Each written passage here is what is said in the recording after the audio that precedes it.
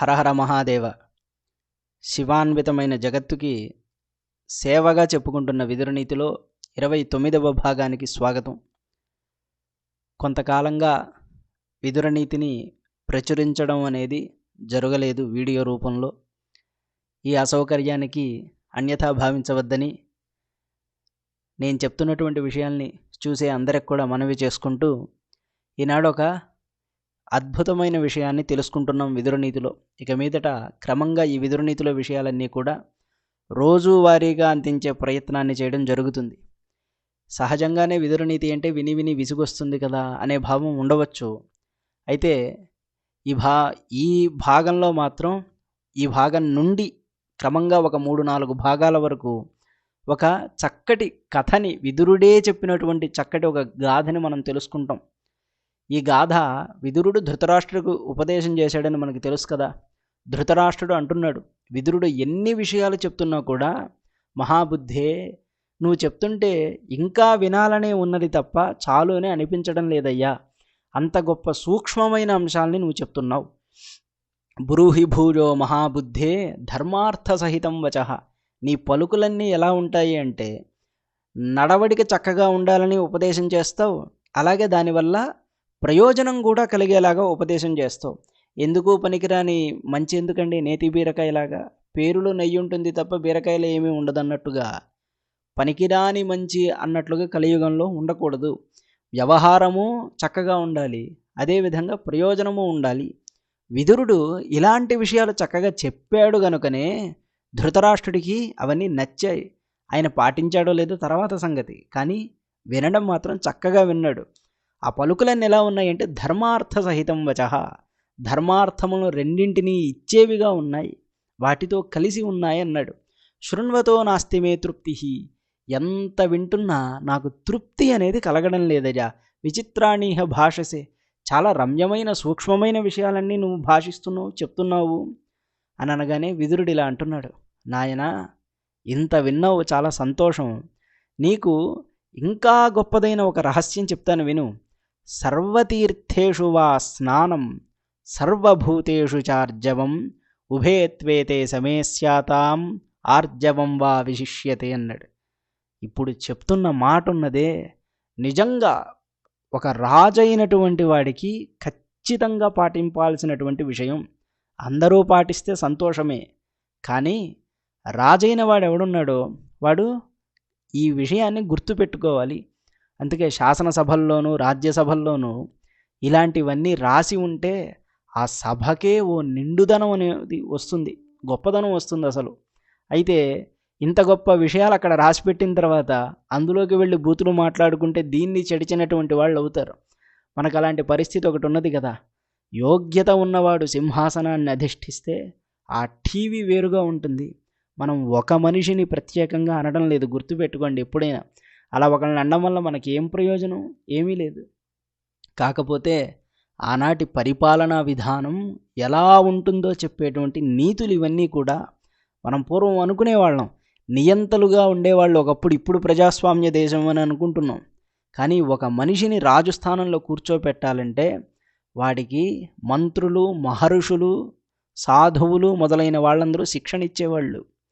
అలా ఉన్న తర్వాతనే వాణ్ణి రాజుని చేసేవారు. ప్రజలకి రాజంటే విష్ణుస్వరూపం అని చెప్పేవారు. రాజుకి ధర్మమే నీ ప్రాణం అని ఉపదేశం చేసేవాళ్ళు. అలాంటి గొప్ప ఉపదేశమే ఇప్పుడు చెప్తున్నది. ఓ ధృతరాష్ట్ర, రాజైన వాడికి సమబుద్ధి అనేదే అన్నిటికంటే గొప్ప పుణ్యాన్ని ఇచ్చేది. దీన్ని మించినటువంటి పుణ్యం ఇంకొకటి లేదు అన్నారు. సర్వతీర్థేషు వా స్నానం. దేశమంతా తిరిగి, అన్ని లోకాలు తిరిగి, అవసరమైతే అన్ని తీర్థాలలో నువ్వు స్నానం చేయొచ్చుగాక. సర్వతీర్థేషు వా స్నానం సర్వభూతేషు చార్జవం. అన్ని భూతముల పట్ల సమబుద్ధిని కలిగి ఉండడం. ఈ రెండిటిలో ఏది గొప్పది అని అడుగుతావా? ఉభేత్వేతే సమే స్యాతాం. రెండు సమానమే, కానీ ఆర్జవం వా విశిష్యతే అంటున్నాడు. అంటే ఆర్జవం అనే పదానికి ఇక్కడ చెప్పిన అర్థం సమబుద్ధి, భేదబుద్ధి లేకుండా ఉండడం అనేది ఉన్నదే, ఇది రాజుకి అన్నిటికంటే గొప్ప పుణ్యాన్ని ఇస్తుందయ్యా. ఈ బుద్ధి నువ్వు అలవరుచుకుని పాండవులకి వాళ్ళ రాజ్యాన్ని నువ్వు ఇచ్చావంటే అందరూ నిన్ను మెచ్చుకుంటారయ్యా, కనుక సమబుద్ధిని కలిగి ఉండు అని ఉపదేశం చేస్తారు. మన చేతిలో అన్నీ ఉన్నాయి కదా అని అధర్మం ఎప్పుడూ కూడా చెయ్యవద్దన్నారు. అరణ్య పర్వంలో మార్కండేయ మహర్షి అంతటి చిరంజీవి ధర్మరాజుకు ఒక ఉపదేశం చేశాడు. నాయనా, సహస్రనేత్ర ప్రతిమో మహాత్మా అన్నాడు. శ్రీరామచంద్రుడు ఉన్నాడే, ఈయన ఇంద్రుడు అని తెలుసుకో. ఇంద్రుడు అంటే ఇంద్రుడు ఆయన సమానమైన బలం కలిగిన వాళ్ళు.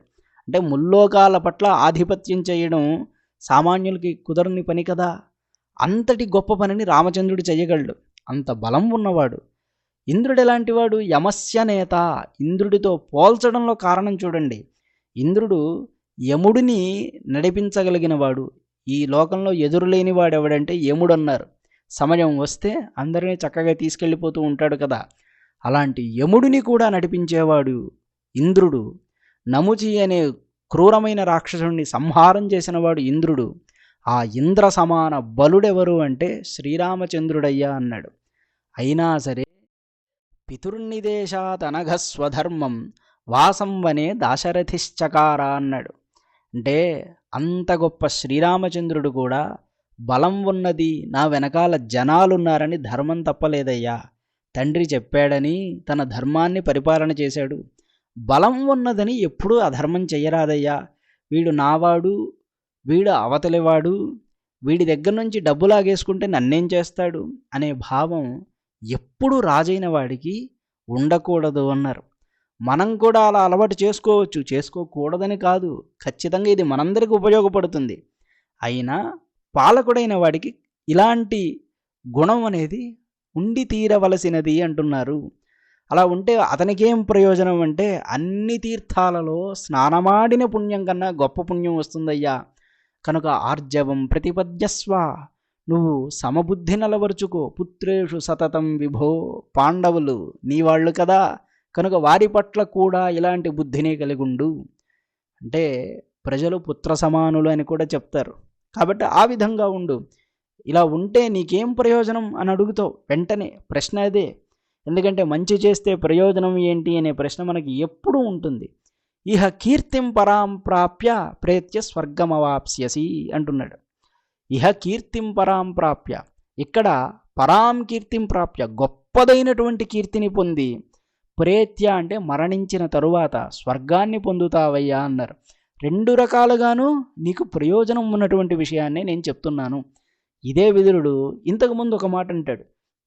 ఈ పంచపాండవులు ఉన్నారే, ఈ పంచపాండవులు ఇంద్ర సమానులు అంటారు. వాస్తవానికి భారతంలో ఇది రహస్యం కదా. ఇంద్రత్వం అనేది ఒక పదవి.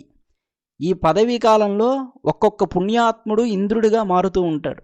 ఈ పంచపాండవులు కూడా పూర్వ కల్పాలలో ఒకప్పుడు ఇంద్రుడిగా ఉన్నవాళ్లే.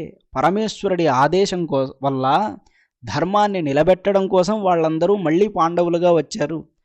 వాళ్ళందరికీ నేతగా కృష్ణ పరమాత్ముడు ఉన్నాడు. ఇది రహస్యమే కదా, అందరికీ తెలిసింది అవ్వచ్చు. కానీ ఒకసారి గుర్తు చేస్తున్నాను. ఇహ కీర్తిం పరాం ప్రాప్య ప్రేత్య స్వర్గమవాప్స్యసి, ఇలా ఉండడం వల్ల నువ్వు గొప్పదనాన్ని పొందుతావయ్యా అని అంటున్నాడు. ఇలా ఉంటే ఇంకా ప్రయోజనం ఏంటో తెలుసా? యావత్ కీర్తి మనుష్యస్య పుణ్యాలోకే ప్రగీడితే తావత్స పురుషవ్యాఘ్ర స్వర్గలోకే మహీయతే. ఎంతకాలం నిజంగా ధర్మం చేసిన పుణ్యాత్ముడి కీర్తి ఈ లోకంలో వినబడుతూ ఉంటుందో అంతకాలం కూడా వాడు దివ్యమైన లోకాలలో ఉంటాడు అని చెప్పారు. ఇది గొప్ప విషయం అండి. ఎందుకంటే అరణ్య పర్వంలోనే ఒక మాట ఉన్నది. ఒక మహానుభావుడు ఆయన పుణ్యం తరగిపోతూ భూమి మీద పడిపోతూ ఉంటే దేవేంద్రుణ్ణి ప్రార్థన చేస్తాడు. ఓ మహానుభావా, నా కీర్తి తగ్గిపోయి, నా పుణ్యం తగ్గిపోయి కిందకి వెళ్ళిపోతున్నాను కదా, నేను మళ్ళీ ఉన్నత లోకాలని పొందే భాగ్యం నాకు అనుగ్రహం చెయ్యి అంటే అప్పుడు ఇంద్రుడు చెప్తాడు, ఒక పని చెయ్యి. నువ్వు ఎంత పుణ్యం చేశావో ఇప్పటికీ కూడా తెలిసిన వాళ్ళు ఎవరైనా ఉంటే వాళ్ళు నీ గురించి చెప్తే మళ్ళీ నువ్వు ఉత్తమ లోకాలకు వస్తావు అని ఒక మాట అంటాడు. ఆ మాట అనగానే ఆ మహారాజు భూమి మీదకి వచ్చి, అందరికంటే ప్రాచీనుడైన వాడు మార్కండేయ మహర్షి కదా, ఆయన దగ్గరికి వెళ్దామని మార్కండేయ మహర్షి దగ్గరికి వెళ్తాడు. మహర్షి, నేను ఎన్నో యజ్ఞాలు చేశాను, నా గురించి మీకు తెలుసునా అంటే, నా వయసు అయిపోయిందయ్యా, నాకు ఇలాంటి విషయాలన్నీ గుర్తుండడం లేదు అంటాడు మార్కండేయ మహర్షి. అంటే దాని అర్థం ఆయన ఎప్పుడూ భగవంతుడి గురించి ఆలోచిస్తారు, వీళ్ళ గురించి ఏం ఆలోచిస్తాడు. కనుక ఫలానా చోట ఒక కొంగ ఉంది, దాని దగ్గరికి వెళ్ళి అడుగు అంటాడు. అంటే ఒక అర్థవాద కథ అంటారు. ఇలా పక్షుల దగ్గరికి వెళ్ళి అడగానే ఆ కొంగ దగ్గరికి వెళ్తాడు. వెళ్ళి అడగగానే నాకంటే ప్రాచీనమైనవి ఇంకా ఉన్నాయని కొన్ని పేర్లు చెప్తుంది ఆ కొంగ. ఇలా చెప్పగానే వాటన్నిటినీ విచారణ చేస్తూ వెళ్ళి చివరికి లోమశ మహర్షి దగ్గరికి వెళ్తాడు. ఆయన చాలా ఆయుష్ కలిగిన మహర్షి. ఆయన్ని అడిగితే ఆయన ఒక తాబేలు గురించి చెప్తారు. ఆ తాబేలు దగ్గరికి వెళ్ళి అడిగితే ఆ తాబేలు అంటుంది, ఓయి నువ్వు చెప్తున్న మహారాజు ఉన్నాడే, ఈ మహారాజు సామాన్యుడు కాదు సుమా. ఆయన ఎన్ని లక్షల ఆవుల్ని దానం చేశాడో లెక్కేలేదు. ఆయన దానం చేసిన ఆవులు ఒక చోట నడిచి నడిచి నడిచి పెద్ద సరోవరం ఏర్పడిందయ్యా. అంటే వాళ్ళ కాళ్ళ గిట్టల వల్ల ఒక గుంట ఏర్పడి అక్కడ ఒక పెద్ద సరోవరం ఏర్పడితే ఆ సరోవరంలో నేను నివాసం ఉంటున్నాను. ఆ మహానుభావుడి వల్ల నేను ఆనందంగా ఉంటున్నాను కనుక ఆయన ఎక్కడున్నా బాగుండాలి అని ఆ తాబేలు దీవిస్తుంది. ఈ ఒక్క సాక్ష్యం చాలు నేను పుణ్యం చేశాను అనడానికి అని ఈ మాట దేవతలకి వినపడేలా ఉచ్చరించి ఆ మహానుభావుడు మళ్ళీ పుణ్యలోకాలకి వెళ్తాడు. ఇంచుమించుగా నేను ఉన్న కథనే చెప్పాను, కాసింత అటు ఇటు మార్పులు ఉండొచ్చేమో, కానీ ఇదంతా అరణ్య పర్వంలో ఉన్నటువంటి విషయం. ఇంత చక్కగా చెప్తున్నారు. మనం ఎప్పుడు కూడా కీర్తిని సంపాదించుకునే తీరాలి, అక్కర్లేదులే రహస్యంగా చేస్తామని కొన్ని విషయాలను అనుకోకూడదు, గర్వంగానూ చేయకూడదు. ఈ రెండు గుర్తుపెట్టుకునే చేయాలి. ఎందుకంటే ఎవడ చూడొచ్చాడు, ఎవడ చూస్తే మాత్రం మనకేంటి అనుకోవడం కూడా గర్వమే, అందరూ చూడాలనుకోవడం డంభం అవుతుంది. ఈ రెండూ ఉండకూడదయ్యా.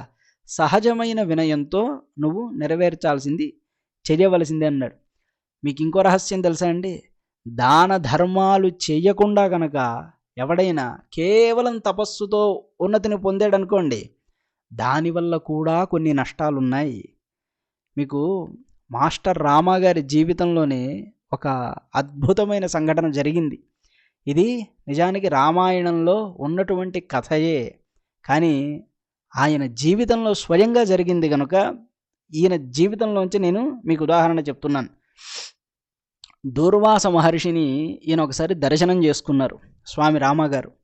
దూర్వాస మహర్షిని దర్శనం చేసుకున్న తర్వాత ఆయనకి దండం పెట్టి, ఈ లోకంలో సంతృప్తిగా ఉండాలన్నా తాను స్వానుభవంతో ఆత్మానుభూతిని పొందాలి అని అనుకున్నా అలాంటి మహర్షికి, అలాంటి వాడికి ఏది దారి ముందది చెప్పండి, తర్వాత ఎవడికి సంతృప్తి కలుగుతుందో చెప్పండి, ఇలాంటి విషయాలన్నీ అడుగుతారు, ప్రశ్నలు వేస్తారు. అప్పుడు నాతో పాటు అగస్త్య మహర్షి దగ్గరికి రావయ్యా నువ్వు, ఆ అగస్త్య మహర్షి నీకు సమాధానాన్ని ఇస్తారు అంటారు దూర్వాస మహర్షి. అంటే ఎక్కడి అగస్త్యుల వారు, ఎక్కడి ఈయన్ని స్వప్నావస్థలోకి తీసుకువెళ్ళి, అనగా ఒక నిద్ర లాంటి ఒక అవస్థని కల్పించి ఈ జీవుణ్ణి దూర్వాస మహర్షి సాక్షాత్తు రామాయణ కాలానికి తీసుకువెళ్తారు. తీసుకువెళ్ళి అక్కడ ఒక దృశ్యాన్ని చూపిస్తారు ఈయనకి. ఆ దృశ్యం ఏమిటి అంటే, అగస్త్య మహర్షి రాముల వారికి ఒక రత్నాన్ని బహుకరిస్తూ ఉంటారు. రాముడు అంటాడు, మహర్షులకి మేము ఇవ్వాలే తప్ప తీసుకోకూడదు కదా మహాత్మా, ఇది నాకెందుకు అంటాడు. అంటే అగస్త్య మహర్షి అంటాడు, నేను బహుమానంగా ఇస్తున్నానయ్యా అంటారు. అంటే రాముడు అప్పుడు చెప్తాడు, నేనిది ఎంతోమంది రాజుల దగ్గర యుద్ధం చేసినప్పటికీ కూడా రావణాసురుడి దగ్గర కూడా నేను ఇలాంటిది చూడలేదే, మరి ఈ రత్నం అనేది మీకు ఎక్కడి నుంచి వచ్చింది అని అడుగుతాడు. అగస్త్యుడు అప్పుడు ఒక అద్భుతమైన మాట చెప్తాడు, నేను రోజు నిత్యం స్నానం చేయడానికి వెళ్తూ ఉంటానయ్యా బ్రాహ్మీ ముహూర్తంలో. అలా వెళుతున్నప్పుడు ఒక విచిత్రాన్ని చూశాను.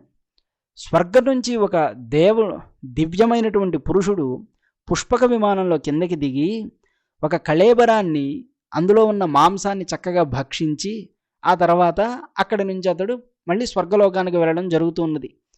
ఇలా చూసిన తర్వాత నేను అతన్ని అడిగాను, ఏమయ్యా చూస్తే దివ్య పురుషుడిలా ఉన్నావే, నువ్వు మాంసాన్ని భక్షిస్తున్నావు కదా, నీ ఈ విపరీత చర్యకి, అంటే పరస్పర విరుద్ధమైన చర్యలకి కారణం ఏమిటి అని అడిగాను.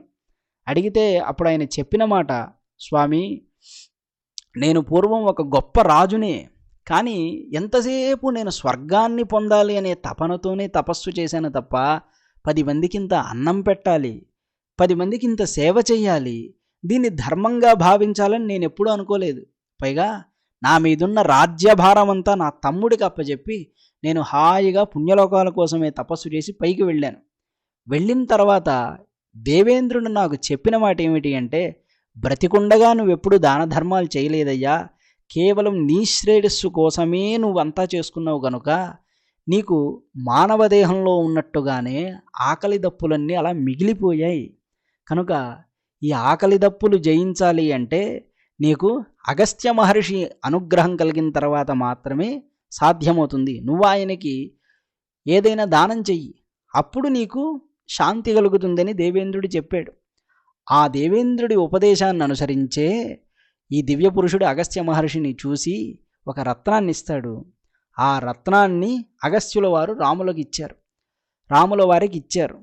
కనుక ఎప్పుడు కూడా కేవలం మన కోసమే ఆలోచన చేయకుండా తను 10 మందికి మంచి చేస్తూ ఉండాలి. ఇలా చేయడం వల్ల ఏమవుతుందంటే, ఇప్పుడే అనుకున్నాం, తావత్స పురుషవ్యాఘ్ర స్వర్గలోకే మహీడతే, అలాంటి మహానుభావుడు స్వర్గంలో కూడా ఆనందాన్ని పొందుతాడయ్యా అని చెప్పారు. ఈనాటి భాగంలో ఎన్ని విషయాలు తెలుసుకున్నాం కదా. అంటే మంచి చేస్తే ఏమిటి, చెయ్యకపోతే ఏమిటి, ఎలాంటి ప్రయోజనాలు ఉంటాయి. రాజు అనేటువంటి వాడు ధర్మాన్ని చక్కగా చేయడం వల్ల అతడికి ఇంకొక పుణ్యకార్యం చేయాల్సినటువంటి అవసరమే లేదు. అందరూ దీవించేటువంటి దీవెన వల్లనే అతడికి పుణ్యం అనేది ఇంకా అభివృద్ధి అవుతూ ఉంటుంది. ఆ విధంగా ఉంటే దేశమంతా సస్యశ్యామలంగా ఉంటుంది. ఒక్కళ్ళే బాగుంటారా? అందరూ సుఖంగా ఉంటారు. అన్నిటికీ మూలం రాజే అన్నారు. అందుకే రాజా కాలస్య కారణం అంటారు. లోకమంతా అధర్మం ఉన్నదయ్యా, ఈ అధర్మం అనేది కాలప్రభావం వల్ల వచ్చింది అంటావేమో. రాజనేవాడు ఒక మంచి కాలానికైనా ఒక చెడు కాలానికైనా కారణం అని అంటారు. ఎందుకంటే దొంగల ముఠాలని బాగా పోషిస్తూ రాజ్యాన్ని ఏర్పాటు చేసి ఇదంతా చెడ్డకాలం అండి, ఈ కాలంలో అందరూ దొంగలు ఉన్నారండి అనడానికి వీలు లేదు. రాజు గట్టిగా శాసనం చేస్తే అందరూ సత్పురుషుల్లాగా కూడా మెలుగుతారు కదా. ఒక రకంగా రాజు కూడా కాలానికి కారణం అన్నారు. కనుక మనం కూడా ఈ రాజలక్షణాలని మనలో పెంపొందించుకోవాలి. ధర్మంగా ఉండాలి, ధనాన్ని ఆర్జించాలి, కీర్తిని ఆర్జించాలి, సుఖంగా ఉండాలని మనకి విదురుడు ఉపదేశం చేస్తున్నాడు. ఇంకను పూర్వం ఎవరైనా ఇంత సమబుద్ధితో ఉన్న రాజులు ఉన్నారా అని ఇక్కడ ప్రశ్న వస్తుంది. ఊరికి చెప్తున్నారు కదా అలా ఉండాలి ఇలా ఉండాలి అని. సమబుద్ధితో ఉన్న రాజు ఎవరైనా ఉన్నారా అంటే అందుకోసం విరోచనుడు, సుధన్వుడు అనేటువంటి ఇద్దరు, విరోచనుడు అంటే ఒక దైత్యుడు, సుధన్వుడు అంటే ఒక మహర్షి, ఈ ఇద్దరు కేశిని అనేటువంటి ఒక అమ్మాయి విషయంలో గొడవ పడతారు. ఆనాటి నుంచి కూడా ఇవి ఉన్నాయి కదా. ఆ గొడవ మధ్యలో ఒక మహానుభావుడు, అత్యంత గొప్ప వ్యక్తి తీర్పునిస్తారు. ఆ తీర్పు ఆశ్చర్యం, ఆ వ్యక్తి ఉన్న పరిస్థితి ఇంకా ఆశ్చర్యం. అలాంటి దశలో కూడా ఆ వ్యక్తి ధర్మాన్ని తప్పకపోవడం ఆశ్చర్యం. ఆ వ్యక్తి ఎవరనేది, ఆ కథ ఏంటి అనేది మనం తర్వాత భాగంలో తెలుసుకుందాం. ఇక్కడికి ఈ విషయాలను ముగిస్తున్నాం. నమస్కారం.